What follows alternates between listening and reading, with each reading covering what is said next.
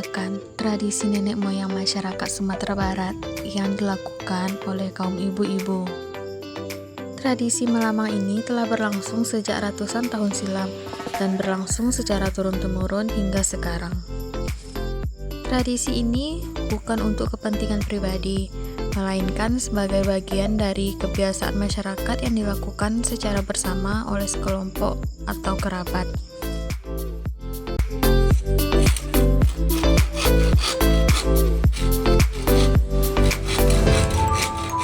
Tujuannya untuk sarana berkumpul dan mempererat tali silaturahmi menunggu datangnya bulan Ramadan. Lamang ini terbuat dari penggabungan antara beras ketan putih dan santan yang dimasukkan ke dalam bambu. Masyarakat Minangkabau menyebutnya dengan lamang sipuluy.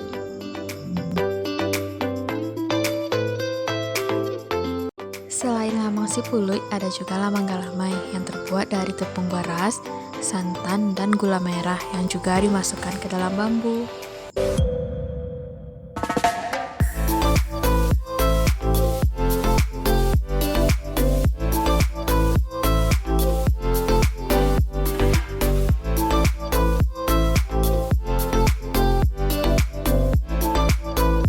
Menurut Tambo, tradisi ini berlangsung dari peran Syekh Burhanuddin, yang mana pada saat itu Syekh Burhanuddin melakukan perjalanan ke daerah pesisir Minangkabau untuk menyampaikan ajaran agama Islam serta bersilaturahmi ke rumah penduduk.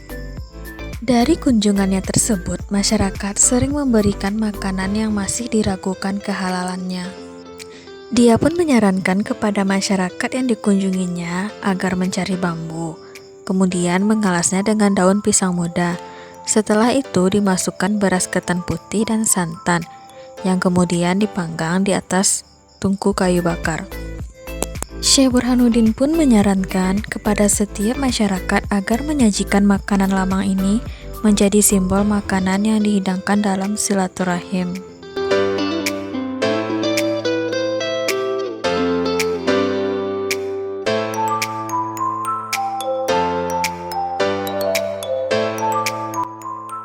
Jika dimakan bersama buah durian, rasa lamang ini akan semakin nikmat loh.